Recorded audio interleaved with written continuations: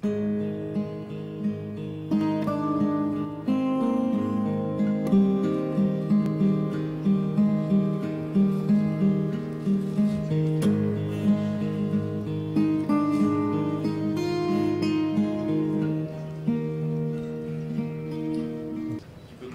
je crois que nous sommes victimes de notre succès. Vous allez voir arriver petit à petit de nouveaux participants. Je vous souhaite à tous la bienvenue, mes chers compatriotes. Merci d'être venus pour ces états généraux qui seront peut-être suivis d'autres états généraux de l'indépendance, organisés sous l'égide de cette revue à laquelle il est évident que vous êtes tous abonnés, qui s'appelle les Cahiers de l'indépendance, qui se veut être la matrice d'une nouvelle génération politique qui est ouverte aux patriotes de tous les horizons. Et dont j'espère qu'elle se développera au fur et à mesure que vous la soutiendrez. Merci pour cela aussi, merci pour le soutien que vous accordez à notre cahier. Nous allons commencer tout de suite par un gros morceau, si je puis dire. Cette première table ronde est consacrée à la liberté de l'esprit, à l'indépendance d'esprit, car nous avons toujours lié dans les cahiers de l'indépendance d'esprit et l'indépendance des nations. Défendre l'indépendance des nations, aujourd'hui, c'est défendre l'indépendance d'esprit. Et défendre l'indépendance d'esprit, c'est défendre l'indépendance des nations. La première table ronde, donc, est consacrée à l'indépendance d'esprit. Et tout naturellement, nous avons demandé à Éric Zemmour que l'on ne présente pas, parce qu'il a ici autant d'admirateurs qu'il en a un peu partout dans toutes les villes de France. Chaque fois que je rencontre Éric, il est accaparé par la ferveur populaire. Je lui passe la parole tout de suite, mon cher Éric. Et en fait, qu'est-ce que c'était cette contre-culture? C'était un combat contre ce qu'on a appelé en France le roman national. Et si vous voulez, il fallait abattre toutes les valeurs de ce roman national, toutes les vertus de ce roman national et surtout les mots de ce roman national. J'insiste beaucoup là-dessus, parce qu'en fait, ça a été une magnifique offensive sémantique qui a détruit, qui a déconstruit, d'ailleurs à l'époque, les grands théoriciens le disaient, qui a déconstruit les mots du roman national. Et aujourd'hui, ce qu'il faut bien comprendre, c'est que ces opposants d'hier sont, comme souvent dans les révolutions réussies, les maîtres du pouvoir. Ils sont les maîtres du pouvoir médiatique, ils sont les maîtres du pouvoir sémantique, ils sont les maîtres du pouvoir intellectuel, et ils ont complètement colonisé à la fois l'espace public, l'espace médiatique, l'espace politique, les politiques étant des sujets. Les politiques étant soumis à cet ordre nouveau. Et si vous voulez, ce qui est très intéressant, c'est parce qu'ils ont imposé, et de plus en plus, un ordre orwellien où il faut prononcer certains mots et où surtout les mots veulent dire exactement le contraire de ce qu'ils voulaient dire jadis. Le plus bel exemple étant République, puisqu'ils maintenant ils emploient le terme République pour imposer un ordre multiculturaliste, alors que justement la République c'est l'adversaire résolu du multiculturalisme et que la République est le bras armé de l'assimilation et de la laïcité. Or aujourd'hui, quand vous dénoncez le multiculturalisme, quand vous dénoncez le différentialisme des cultures, on vous dit ce n'est pas républicain. Vous voyez, et tous les mots sont comme ça. La diversité, les arrangements raisonnables, le vivre ensemble, magnifique expression orwellienne. C'est justement parce que les gens se séparent qu'on les exhorte à vivre ensemble. Et justement parce qu'on a imposé le différentialisme des cultures que les gens ne veulent plus vivre ensemble. Et on leur dit, vous avez intérêt à vivre ensemble. C'est une injonction permanente. En fait, c'est un vocabulaire d'injonction et d'inquisition. C'est-à-dire que si vous ne parlez pas ce vocabulaire, eh ben, vous dérapez. Le dérapage étant, à l'époque d'aujourd'hui, le sacrilège du temps de l'Inquisition. Et vous avez des grands prêtres du dérapage qui viennent à la télévision et qui agitent leur grelot dans leur robe de bure et qui disent sacrilège, sacrilège. Alors eux, ils disent dérapage, dérapage. Pourquoi? Non pas parce que, tout simplement parce qu'on n'a pas employé les bons mots. Les mots sont essentiels, parce que employer les mots de ce nouvel ordre, ça veut dire se soumettre. La pensée libre est loin. Elle n'est ni quotidienne, ni journalière, ni journalistique, ni familière, ni contemporaine. Elle est absente. Elle n'est pas là, Elle est d'un autre temps, elle pense avec les morts. Et il est assez singulier de constater que les 9/10 de ce qui a été pensé naturellement et surtout culturellement pendant 20 ou 30 siècles, mais 20 siècles séparément, pas tous ensemble, serait aujourd'hui considéré, et l'est effectivement, comme inadmissible, révoltant, ou, pour employer un terme dont les autorisés de parole font grand usage, criminel. Pourquoi croyez-vous que les metteurs en scène ont pris tant de place parmi nous jusqu'à se substituer aux auteurs, souvent, surtout aux auteurs les plus anciens? Que ce soit du XVIe siècle ou de l'Angleterre, de l'Antiquité ou du Japon, la pensée nous arrive traduite, et doublement traduite, si ce n'est davantage. On le voit bien même avec les auteurs contemporains étrangers qui parlent à la radio dans une langue qu'on se trouve comprendre soi-même. Ils sont en fait traduits 2 fois. Traduits d'une langue à l'autre, bien sûr, mais en même temps traduits à l'intérieur de la langue d'arrivée, dans la lingua franca du jour, la langue officielle, la seule admise, la langue de la classe culturelle unique, la grande classe centrale dans laquelle se fondent culturellement toutes les autres, sans reste. Cette classe centrale monopolistique est d'ailleurs parfaitement sincère. Elle ne se rend pas compte qu'elle traduit et retraduit, qu'elle traduit tout en elle-même, en sa propre langue. Elle est comme la Françoise de Proust, qui parle du jambon de New York, et qui est absolument persuadée que sa maîtresse lui a bien recommandé de n'acheter surtout que du jambon de New York. Et qui est de même convaincue, quand elle transmet à ses employeurs les salutations de Madame de Guermantes, que la duchesse lui a dit « Vous lui donnerez bien le bonjour ». Casimir Brandis faisait remarquer que ne pas connaître l'histoire, ce n'était pas seulement ne pas savoir ce qui s'était passé en tel ou tel siècle, mais désormais ignorer qu'il y avait eu des siècles. Il ne savait pas qu'il y avait eu un XVIIe siècle, dit-il d'un voisin d'hôpital. Ne pas connaître la langue, ce n'est pas seulement faire des fautes de syntaxe, c'est ignorer qu'il y a une syntaxe, ne pas vouloir le savoir.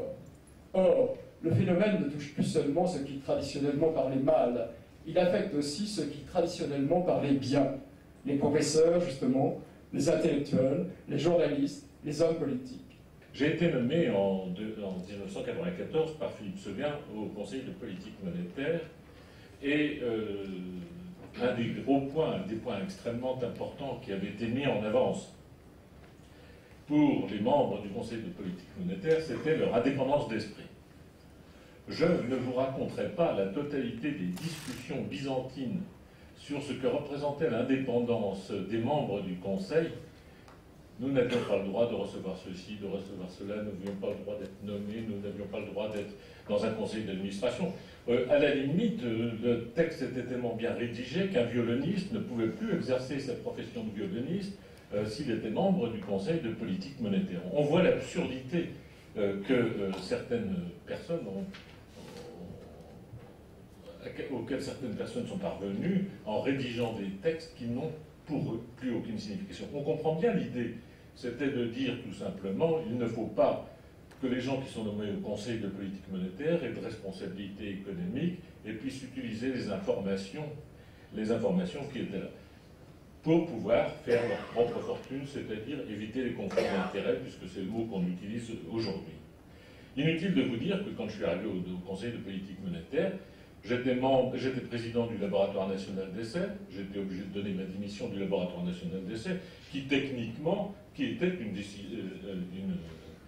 un métier technique, donc autrement dit, il n'y avait aucune raison que je démissionne. La deuxième, c'est que j'étais obligé d'abandonner aussi la société d'édition des belles lettres, dont j'étais administrateur, puisque le président, qui s'appelait Michel Desgrands, m'avait demandé de l'aider à remonter cette opération. Donc vous voyez, on arrive pour des concepts d'indépendance dont on comprend tout à fait la justification, on arrive à des situations, à vouloir les régler par des textes, on arrive à des situations qui sont complètement idiotes. Complètement idiotes, d'autant plus que, même si les gens sont devenus, je me suis aperçu au sein du Conseil lui-même, que, au-delà de l'indépendance formelle qui était prévue par les textes, il y avait l'indépendance réelle. Et j'ai constaté qu'au sein du Conseil, le nombre de personnes qui étaient formellement indépendantes était très grand, puisque nous étions tous formellement indépendants, mais deuxièmement, ceux qui étaient intellectuellement indépendants étaient beaucoup moins grands. Je peux vous dire que je crois être le seul, on était peut-être deux, à être vraiment totalement indépendants, et à avoir une pensée qui était considérée comme non fiable, déviante. Alors qu'est-ce que l'indépendance d'esprit, mesdames et messieurs? C'est la question à laquelle on me demande d'apporter sinon une réponse, du moins quelques éléments de réponse, voire de questionnement, car le questionnement est, me semble-t-il, à la base de l'indépendance d'esprit. Une première réponse à votre question est donc le questionnement. Alors l'éternel questionnement pour les éternels étudiants que nous sommes, ou devrions être, est la source première de l'indépendance d'esprit. Quiconque cesse de se questionner, de se remettre en question, ne peut prétendre être indépendant d'esprit. Le questionnement, c'est l'ouverture au monde, l'ouverture d'esprit. C'est le premier pas vers une tentative de compréhension du monde tel qu'il est. L'idéologie est le contraire de l'indépendance d'esprit, car au lieu de poser des questions, elle apporte des réponses. Il convient donc de s'en méfier, tout en se méfiant de sa méfiance envers elle. Car l'indépendance d'esprit signifie également avoir du recul par rapport à sa propre action, à sa propre condition et à sa propre idéologie. Si j'ai conscience d'appartenir à un camp idéologique, alors je dois avoir également conscience que ma grille de lecture formate et façonne le monde en conséquence, mais que le monde ne s'y réduit pas. L'indépendance d'esprit nous oblige à l'éclectisme, c'est-à-dire à prendre connaissance d'un maximum d'arguments pour pouvoir nous forger notre propre jugement. Et ce jugement doit être à la fois solidement ancré dans le présent et fermement ouvert aux changements futurs, en fonction d'apports nouveaux qui seraient susceptibles de remettre en question ces certitudes. L'être qui se veut indépendant d'esprit doit être un arbre enraciné, capable de prendre ses racines avec lui et de les déplacer s'il apprend qu'un bûcheron veut lui couper le tronc. C'est une question de survie, et la supériorité de l'homme sur l'arbre, c'est qu'il peut à la fois être enraciné et mobile, à la fois sédentaire et nomade. La lutte contre l'islamisation est l'axe fondateur de cette résistance parce qu'elle est la conséquence la plus flagrante et la plus tangible de la démission de nos élites, et parce qu'elle permet de réunir des Français de tous horizons autour de valeurs qui sont à l'opposé de celles de l'islam, et qui sont principalement la liberté d'expression, la laïcité, l'égalité homme-femme, la liberté de conscience, l'égalité en droit, le respect de la diversité, sans oublier le sujet de cette conférence, l'indépendance d'esprit, bien sûr. Bref, tout ce qui fait notre identité et qui n'est pas négociable, et que nombre de Français musulmans partagent d'ailleurs, et c'est tant mieux. Je me reconnais dans ce que vous dites sur certains points, je ne suis pas totalement d'accord sur un point. Notamment, quand vous dites l'islamisation, je dis attention, ne rentrez pas dans une guerre de civilisation qui est le piège que nous tendent justement les intégristes islamistes. Donc, que l'on combatte l'intégrisme islamiste, comme on peut combattre tous les intégrismes, oui. Que l'on assimile tous les musulmans de France à cet intégrisme, je pense que c'est une faute qui ne mènera à rien qu'à nous exclure complètement et à entraîner le peuple français dans de graves dommages. Donc, je pense que vous vouliez dire intégrisme islamiste, ou alors vous l'assumez, mais moi je ne le partage pas, ce qui est tout à fait normal, parce que c'est justement cet échange qui, je pense, est important. Mais je crois qu'on doit être extrêmement vigilant à la fois sur tout débordement, mais en même temps ne pas sombrer dans un choc de civilisation qui ferait le jeu de ceux qui nous y précipitent. En tout cas, c'est ma position personnelle. Et qui n'engage rien de un tout petit mot, Nicolas. Je suis comme toi et Beaumarchais, je pense que même quand on n'est pas d'accord sur tous les points avec un interlocuteur, on doit se battre pour qu'il puisse s'exprimer. C'est une phrase de Beaumarchais, je ne suis pas d'accord avec vous, mais je me battrai tout à fait ici. En tous les cas, il y a un point sur le choc des civilisations, je complète ce que tu viens de dire, Nicolas, qui est assez important. Non seulement c'est un piège que nous tend l'islamisme, mais c'est aussi un piège que nous tend l'atlantisme.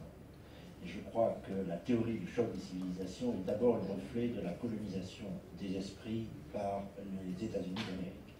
Je crois que l'idéologie à laquelle nous avons affaire est d'un type nouveau, sans précédent à bien des égards, mais tout de même qui prolonge les phénomènes idéologiques du passé. Je dirais que l'idéologie qui est nouvelle dans l'histoire, qui n'existe pas jusqu'à la Révolution française, et même la Révolution française, c'était pas la même chose, elle a éclaté au XXe siècle comme une bombe atomique. D'ailleurs, au même moment où il y a eu les bombes atomiques, et vous avez eu deux expériences totalitaires effrayantes qui sont décrites par le célèbre livre de Hannah Arendt, Le système totalitaire, qui a pour moi été une révélation quand j'étais jeune et que j'ai relu récemment, pas pour ça, mais que j'ai relu avec beaucoup d'intérêt. Mais une fois que la bombe a éclaté, vous avez des retombées radioactives. Or, nous sommes un peu dans la période des retombées radioactives du phénomène idéologique. C'est-à-dire que le mode de pensée idéologique, pas la terreur idéologique, est aujourd'hui diffus. il est omniprésent. Il est omniprésent, il est dispersé. Alors, le principe de base, et d'autre part, vous trouvez beaucoup de convergences. Alors, le principe de base de l'idéologie, il est toujours là, il est toujours présent. Et quel est ce principe de base? C'est l'esprit de simplification. Il y a des gens, sur tous les sujets, dans tous les domaines, qui ont trouvé un sésame, une clé, sous la forme d'une formule simple, qui leur paraît expliquer beaucoup de choses, soit dans ce secteur, soit même dans l'ensemble de la société. Alors autrefois, il y avait la propriété, c'est le vol. Donc en URSS, on avait supprimé toute propriété. Il y en avait qui avaient dit l'histoire du monde, c'est l'histoire de la lutte des classes. D'autres ont dit l'histoire du monde, c'est l'histoire de la lutte des races. Bon, il y a un petit peu de vrai, mais systématiser tout ça, c'est totalement faux et ça conduit à faire des politiques et des sociétés monstrueuses. Alors, aujourd'hui, vous avez ce genre de simplifications qui traînent dans l'air et qui sont extrêmement prégnantes. Alors, je cite Hannah Arendt, les idéologies, ces ismes, qui, à la grande satisfaction de leurs partisans, peuvent tout expliquer jusqu'au moindre événement en les déduisant d'une seule prémisse. Elle dit aussi une idéologie très élitéralement pensée, son nom l'indique, c'est la logique du monde. Vous posez une idée et à partir de cette idée, vous déduisez tout. Et aujourd'hui, vous avez une espèce d'omniprésence du mode de pensée idéologique. Alors, le mode de pensée idéologique, je pourrais le détailler. À partir du moment où ces gens ont trouvé une idée qui leur paraît une idée simple, une idée forte, et qui va permettre que tout aille mieux, ils ont l'impression de révolutionner l'histoire. Donc, ils veulent faire table rase du passé. Hein, la monnaie unique en Europe, il n'y avait jamais eu de monnaie unique en Europe, on a trouvé une monnaie unique. L'histoire du monde, l'histoire de l'Europe jusqu'à la monnaie unique ne nous intéresse plus, parce qu'on est reparti sur de nouvelles bases.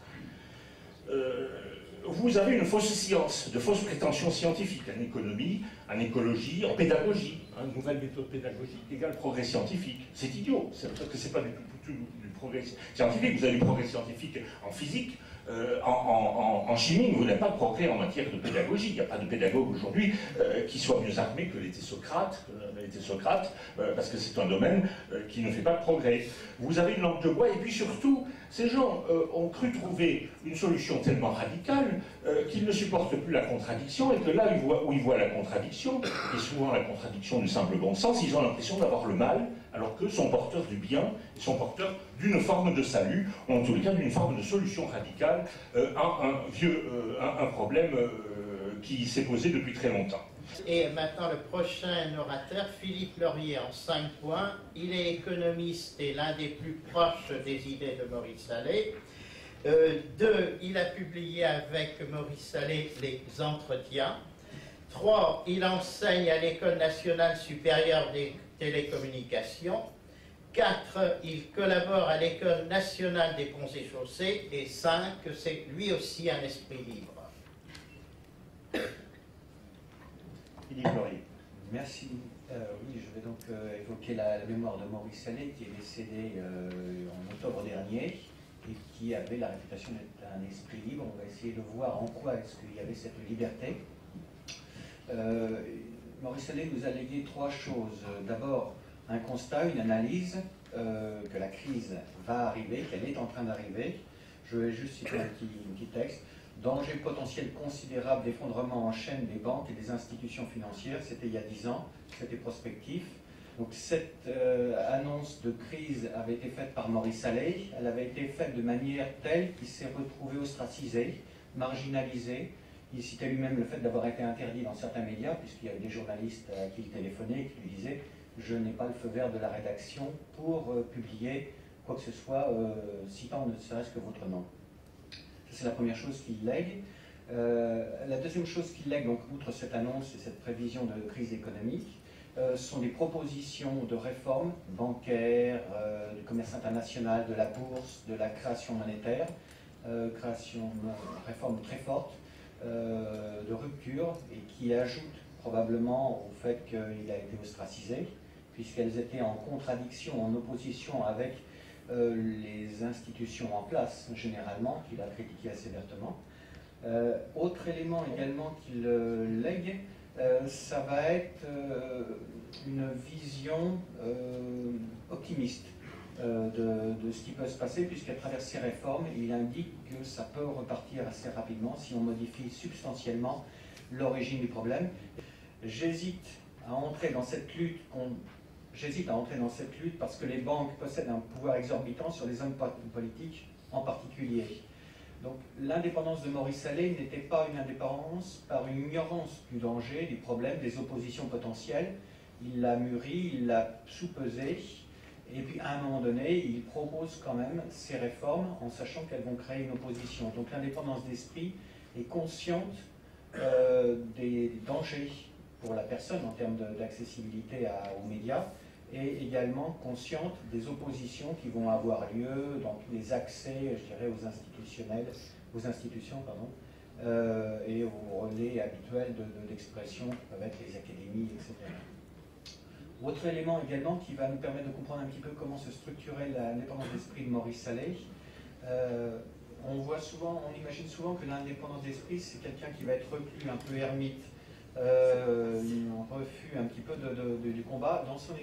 Lui, bien qu'il soit un peu cloîtré à Saint-Cloud pour des motifs simplement de l'âge, puisqu'il est mort dans sa 100e année, il avait une permanente envie d'action.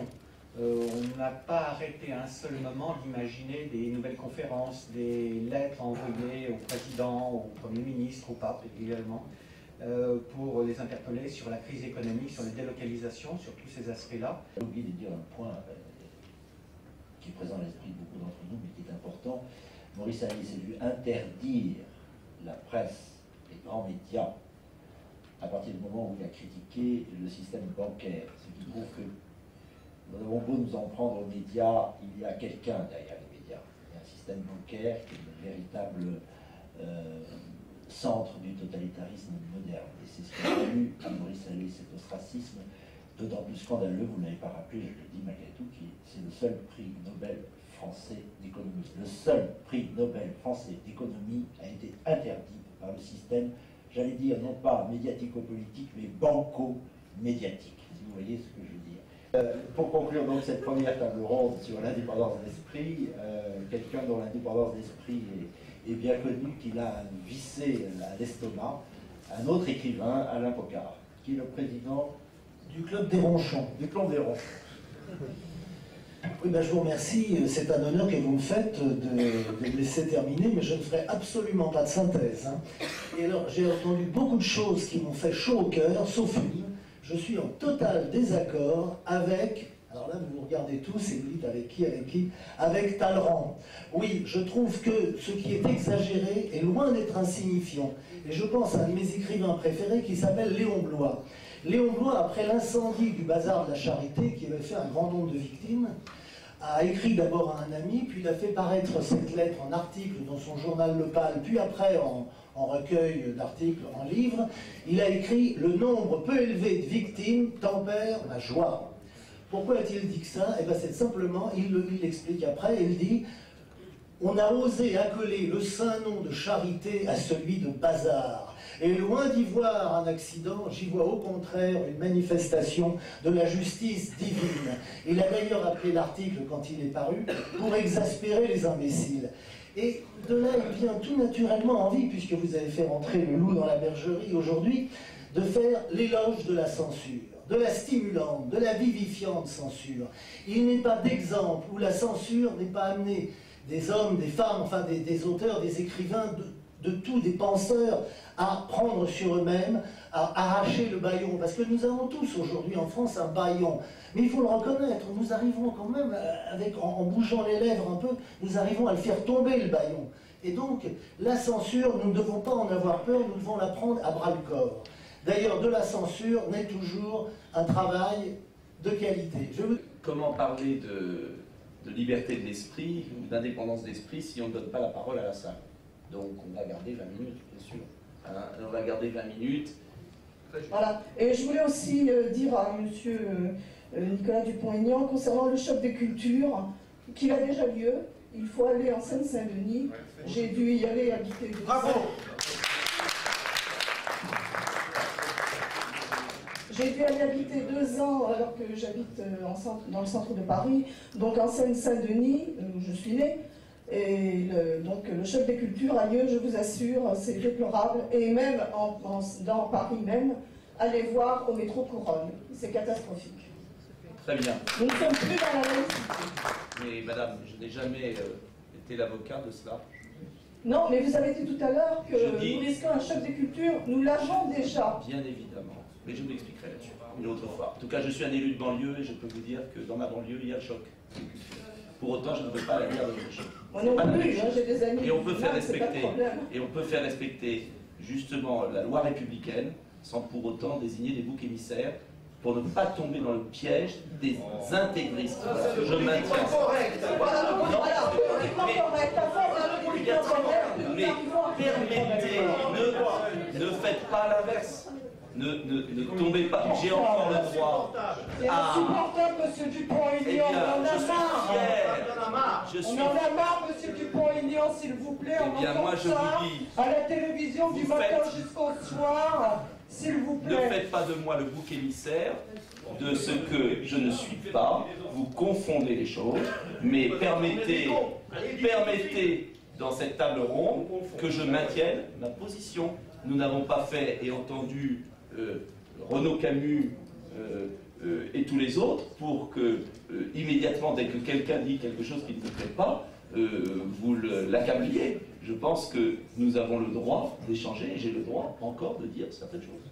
Voilà. Après, que vous ne soyez pas d'accord, c'est votre droit, mais laissez-moi au moins la possibilité d'émettre un avis qui n'est peut-être pas le vôtre.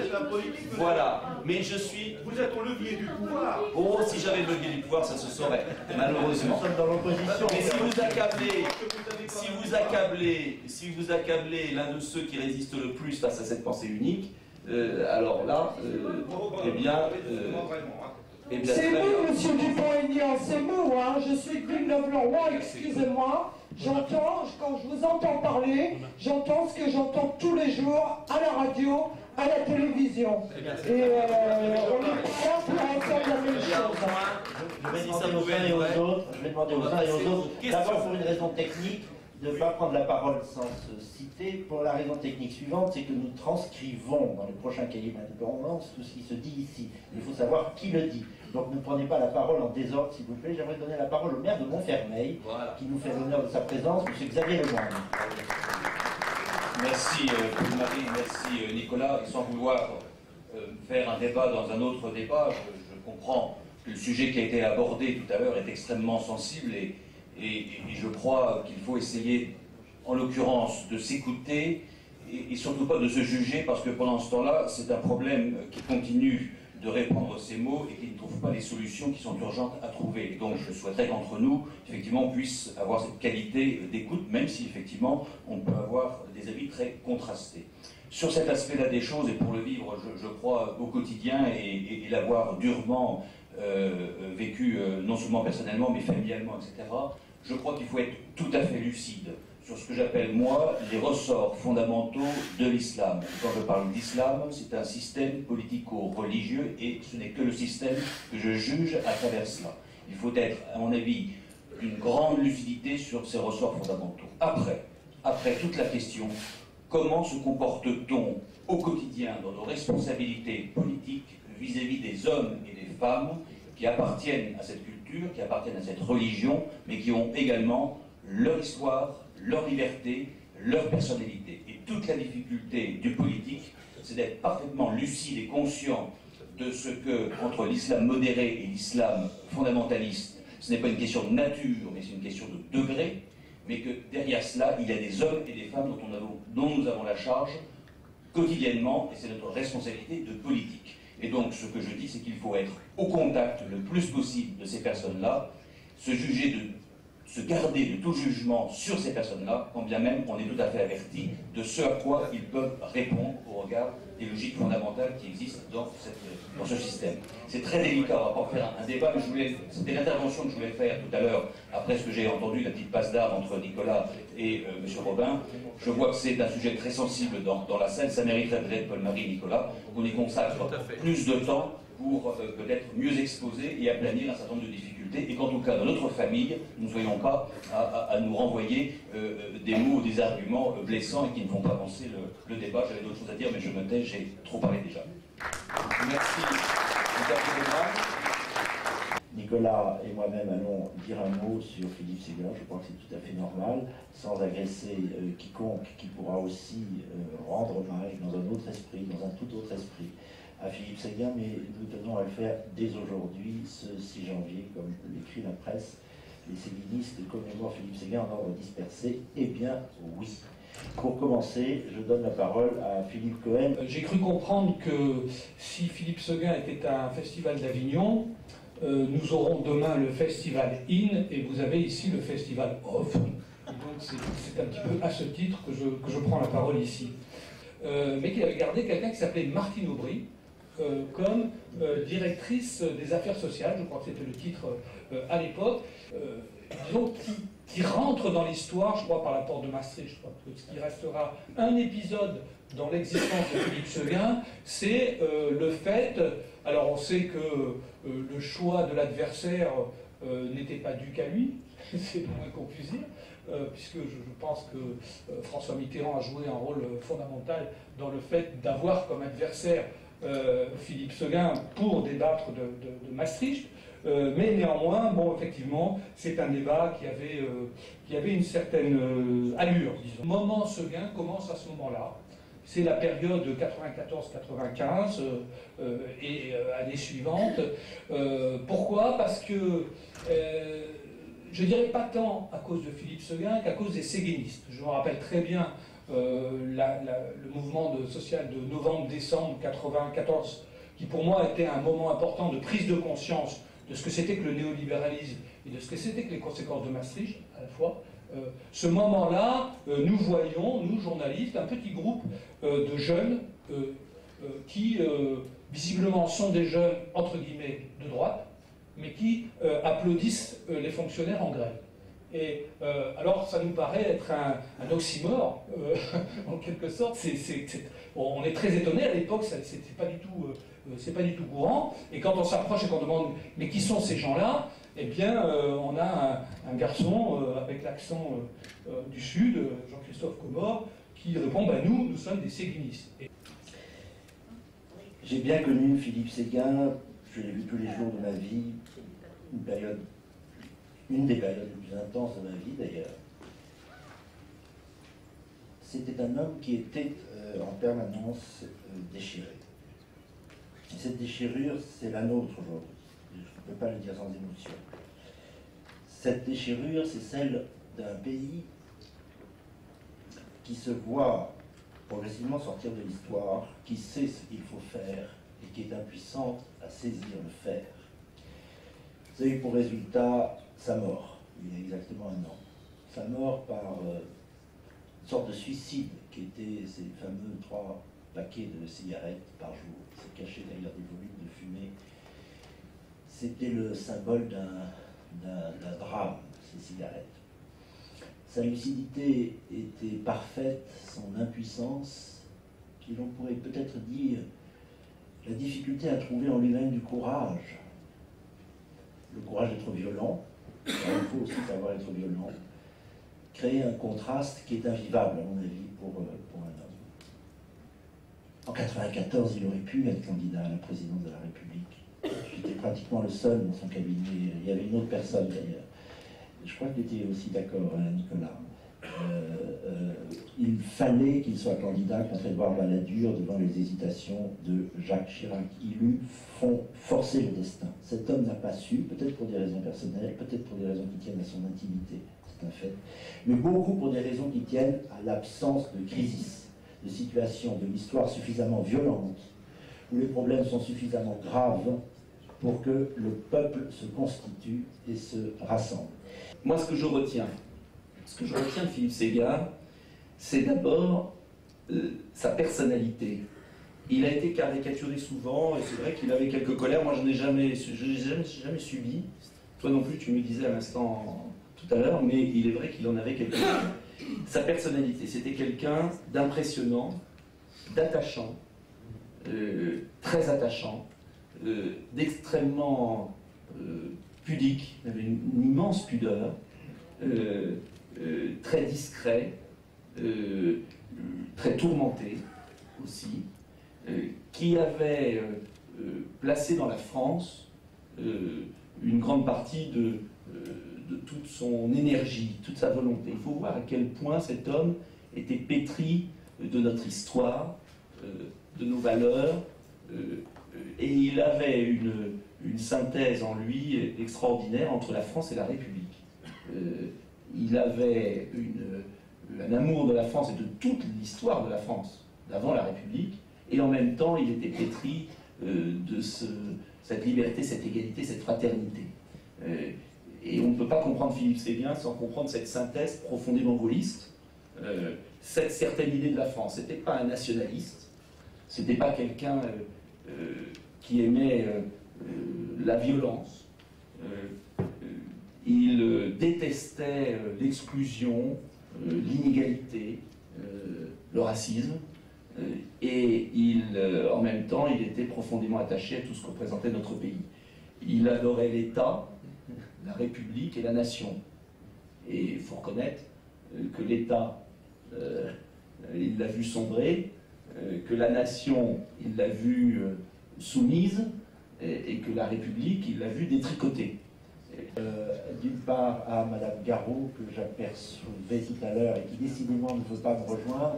Chère Madame, pouvez-vous, s'il vous plaît, cette fois, venir à ma droite, puisque nous commençons la table ronde à laquelle vous participez et à laquelle vous nous avez fait le plaisir de prendre la parole pour ouvrir, d'ailleurs, la dite table ronde. Je ne vous présente pas.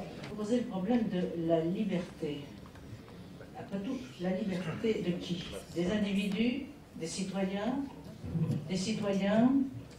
de l'État, des échanges. Ça s'appelle le libéralisme. Alors pour les citoyens, c'est la liberté. Pour les États, c'est la souveraineté. Pour le commerce, c'est le libéralisme. Et il semble d'ailleurs que vous ayez réuni une table ronde de telle manière qu'on puisse aborder les divers sujets. D'autant que ce débat se pose de nouveau actuellement. Bon, nous ne reviendrons pas sur ce qui a été dit 100 fois, en vain d'ailleurs.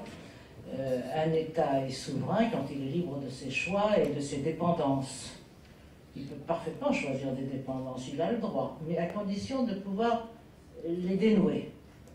Un État a toujours des alliés, il a toujours des dépendances vis-à-vis de ses alliés, mais dans la tradition institutionnelle française, et depuis Jean Bodin, il y a 4 éléments de souveraineté qu'on ne doit pas abandonner: battre monnaie, faire des lois, rendre la justice et décider de la paix et la guerre.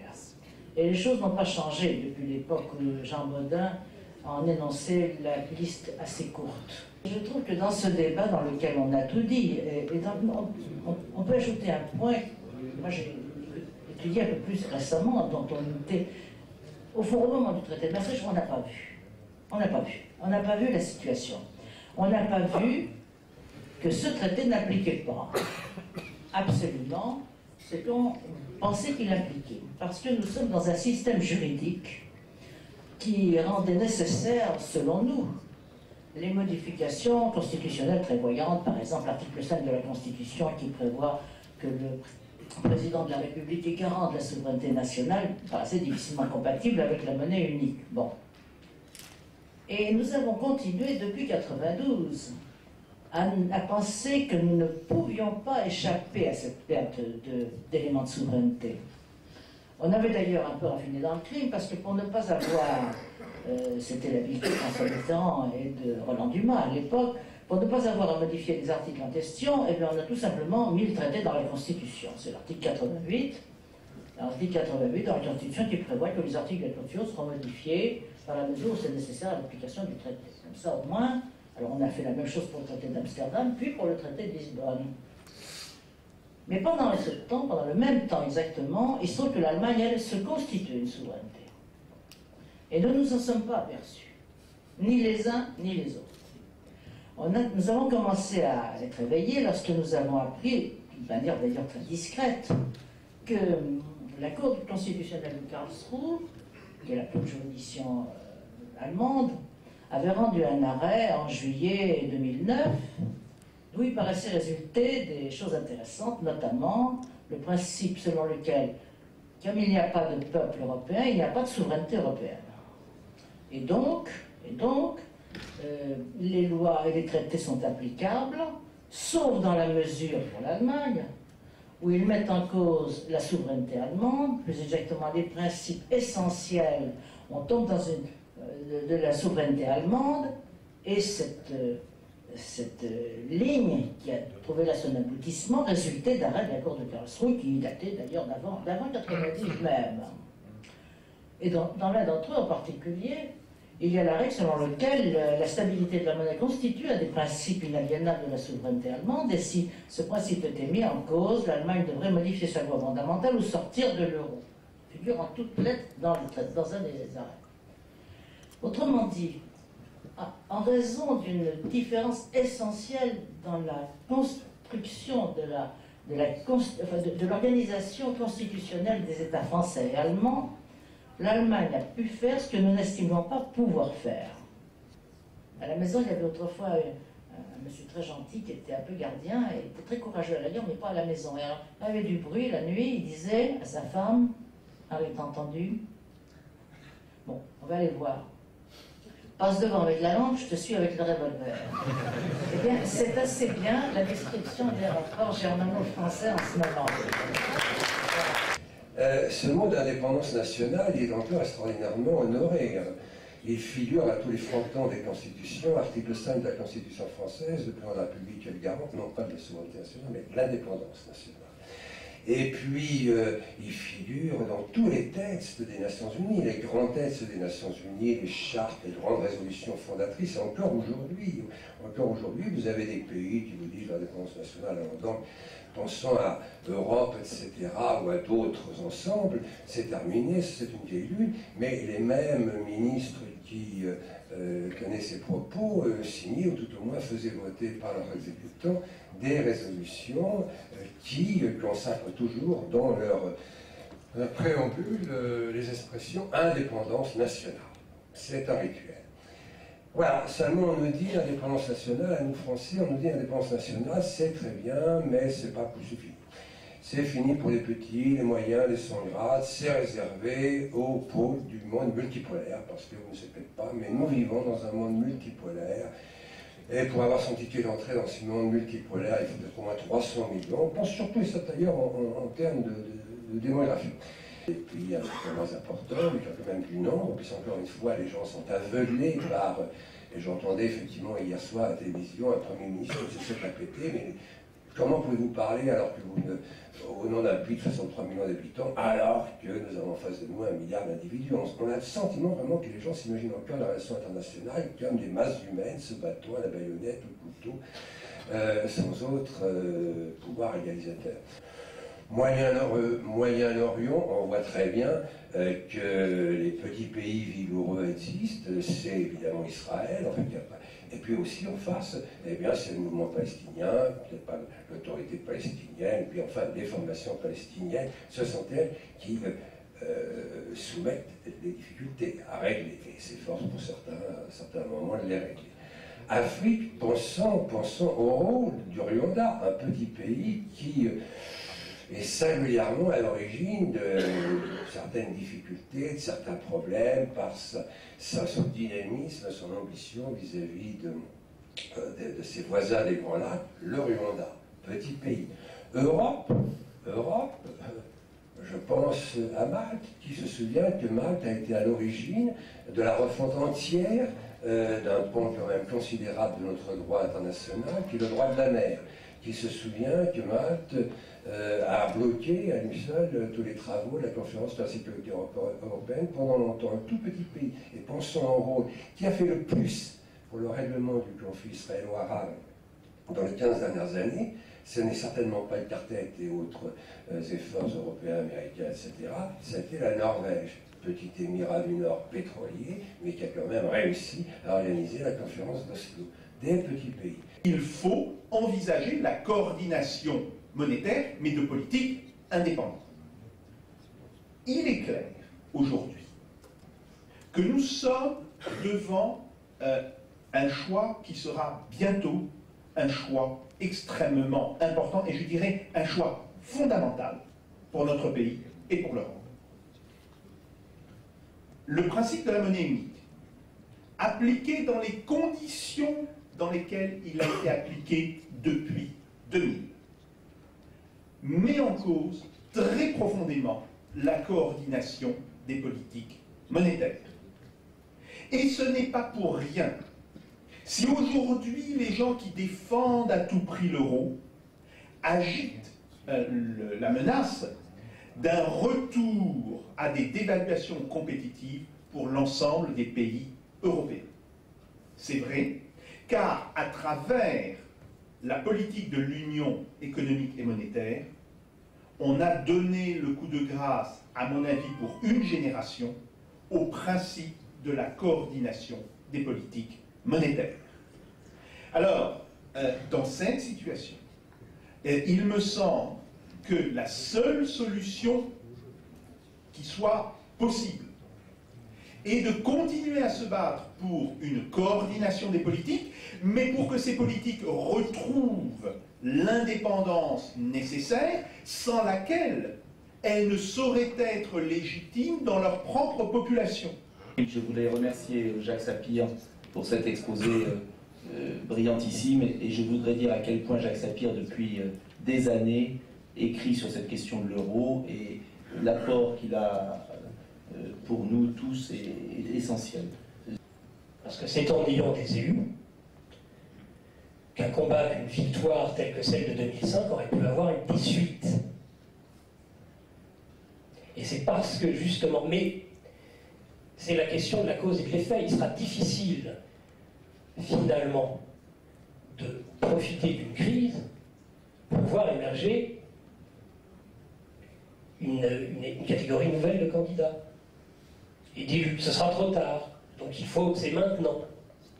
C'est maintenant qu'il faut trouver, qu'il faut réussir à organiser cette sphère politique qui est la nôtre. Et de lui trouver et des candidats et des élus. C'est pour ça qu'avec quelques-uns, nous avons lancé, il y a maintenant quelques mois, à la suite des élections régionales, cette idée de se présenter, de présenter un maximum de candidats au cantonal. Parce que, et juste je terminerai là-dessus, nous parlons tous les uns les autres d'indépendance nationale, d'indépendance d'esprit. Il faut avoir des représentants qui soient eux-mêmes des indépendants. Non pas de braves militants, non pas un public, mais des gens qui, dans leur province, qui dans leur canton, qui dans leur circonscription législative demain, qui sur des listes aux élections municipales en 2014, porteront cette parole. Voilà. On ne peut pas avoir d'indépendance nationale sans esprit indépendant. C'est la leçon de cette histoire. La France a joué un rôle moteur dans ce développement de l'État-nation. La monarchie française a été la plus ancienne des monarchies européennes.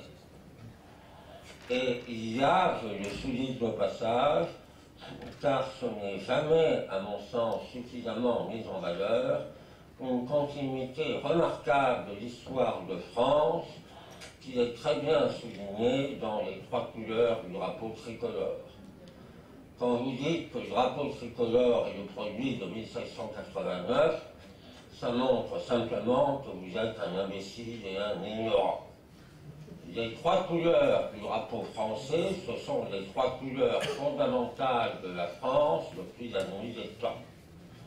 Le bleu, c'est le manteau de Saint-Martin, le bleu des Mérovingiens repris par les Valois. Le rouge, c'est la couleur des Capétiens directs, la couleur de l'oriflamme. Et le blanc, c'est la dernière des couleurs, celle des Bourbons. Bleu, blanc, rouge, c'était la couleur de la livrée de la maison royale de Louis XIV à Versailles. C'est quelque chose que l'on devrait toujours rappeler. Et donc, la conclusion de tout cela, c'est exactement celle qui vous a été exposée avant, à savoir que ce n'est pas un problème de moyens, c'est d'abord et avant tout un problème de volonté. Est-ce qu'on peut véritablement soutenir qu'en 2010, nous sommes dans une plus mauvaise situation matérielle qu'en 1945 ? En 1945, on sortait de la guerre complètement démolie à tout point de vue. Ça a été le début d'une formidable renaissance, parce qu'il y avait un dynamisme, une volonté. eh bien, à nous de faire preuve de dynamisme et de retrouver cette volonté dont il est vrai, madame, que pour le moment, on cherche vraiment avec beaucoup d'ardeur les traces. Le voile se déchire enfin, disait Boissonnat, sur les finalités de cette construction européenne entreprise au lendemain de la Seconde Guerre mondiale, dans un but fondamentalement politique, mais avec des moyens temporairement économiques. La monnaie unique est le produit d'une logique économique et d'une logique politique qui renoue avec les intentions initiales des artisans de l'Union européenne, désireux de construire à terme une véritable fédération. Je pense qu'il faut mesurer toute la portée de cette déclaration qui prend aujourd'hui tout son sens. Alors, juste peut-être un mot pour rappeler Jacques Sapir évoquait la crise, alors celle qui est devant nous, mais celle aussi que nous vivons. Et la manière dont les partisans de la monnaie unique se débattent dans leurs propres contradictions. Un économiste assez médiatisé, Daniel Cohen, disait tout récemment, je cite, « Ce qui est vexant est que la zone euro soit devenue le foyer de la crise alors même que la monnaie européenne avait été conçue comme un bouclier contre les déséquilibres monétaires internationaux. » C'est effectivement extrêmement vexant. Et ce qui est intéressant, c'est que dans la même édition du Monde, toutes les références seront dans Bastille, République, Nation, pour ceux que ça intéresse, j'économise du temps en faisant un peu de publicité en même temps. Le Monde titrait, donc ce jour-là, c'était en décembre, le titre, ce qui paraît la page, était « La crise européenne, virgule, grand tabou du débat politique français ». Intéressant. Et il interviewait notamment, enfin il citait notamment François Hollande, qui disait la chose suivante, « Le malaise est d'autant plus grand que les europhiles, dans lesquels il se compte bien entendu, que les europhiles ont mauvaise conscience, le grand argument depuis des années en faveur de l'euro était qu'il nous protégeait, dans le meilleur des cas, dit François Hollande, il nous conduit à l'austérité. » Et le candidat d'ajouter, enfin le candidat à la candidature, d'ajouter assez logiquement, la gauche ne pourra pas promettre beaucoup, on ne lui fait pas dire. Et donc, autrement dit, quand il s'agit de rétablir l'indépendance des nations, il ne faut pas penser seulement à la sortie de l'euro. Il y a tout un tissu maintenant de traités et d'organisations supranationales qui ont totalement changé le modèle des relations internationales. Avant, elles étaient plus ou moins contractuelles. Maintenant, elles sont devenues contraignantes et supranationales. Alors, quel était le but de cette supranalisation? On parle souvent, n'est-ce pas, d'une nouvelle guerre froide, quand il s'agit, par exemple, de dénoncer l'élargissement de l'OTAN ou l'encerclement de la Russie. Je crois qu'il y a en effet une guerre froide dans un sens beaucoup plus profond et beaucoup plus insidieux, à savoir une vraie tentative d'idéologiser les relations internationales et de faire de l'idéologie le socle de toute relation internationale. L'idéologie et non pas la nation. Il s'agit, n'est-ce pas, de faire comme si ce qui déterminait la société politique internationale était l'idéologie et non pas la nation. Et c'est dans ce contexte que je pense qu'il est tout à fait opportun de rappeler, comme vous l'avez fait d'ailleurs Paul-Marie, que nous fêtons aujourd'hui, selon le calendrier julien, la veille de Noël, la vigile de Noël. Et d'ailleurs, nous, en Occident, c'est bien évidemment la fête de l'Épiphanie, c'est-à-dire la fin de cette saison. Si Noël nous rappelle une chose, c'est évidemment une naissance. Eh bien, qui dit naissance, dit nation. Personne ne choisit sa naissance, pas plus que sa nation, n'est-ce pas? Nous pouvons, une fois adultes, nous pouvons confirmer notre adhésion ou la dénoncer si nous commettons une trahison, mais nous ne la choisissons pas, c'est quelque chose qui nous est donné.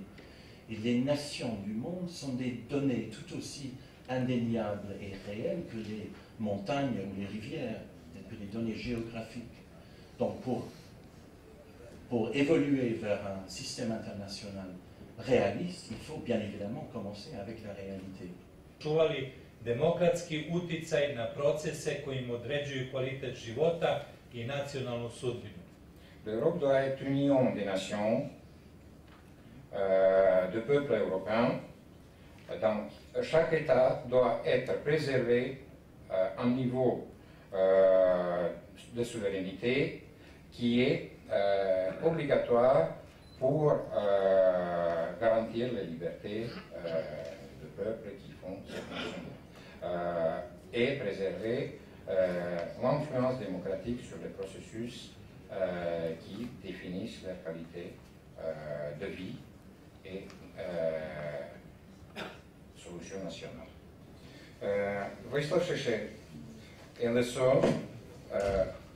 seule personne qui se trouve dans le tribunal international de la Haye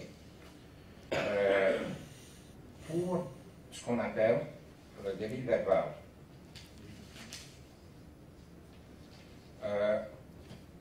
On lui attribue de se servir des paroles qui provoquent la haine raciale, même qu'il est le seul leader d'un parti d'opposition qui se trouve enfermé actuellement et depuis temps dans le tribunal international. Nous allons lire maintenant une déclaration en vous proposant de porter le texte de cette déclaration sur le site du RIF et en vous demandant, avec l'accord du secrétaire général du RIF et du vice-président du RIF, en vous demandant si vous acceptez de faire une démarche de soutien en faveur de la libération du docteur Šešelj. Nous demandons la libération du professeur Šešelj, qui est actuellement emprisonné pour des raisons de délit d'opinion et retenu depuis lors sans obtenir de pouvoir être libéré de la part de la justice.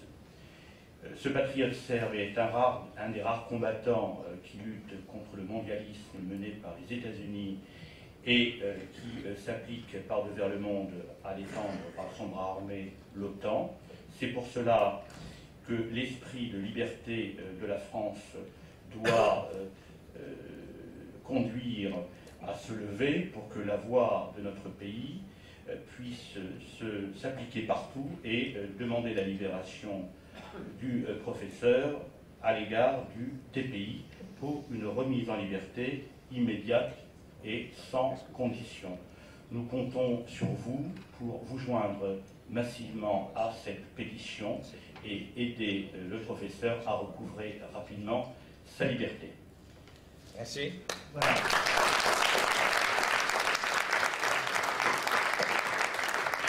Je signale que le texte de cette pétition figurera donc sur la page du RIF. Je donne l'adresse rif.communication@rif.fr et que je vous demande d'ajouter votre signature à toutes ceux et celles déjà qui ont signé cet appel en faveur de la libération de M. Šešelj.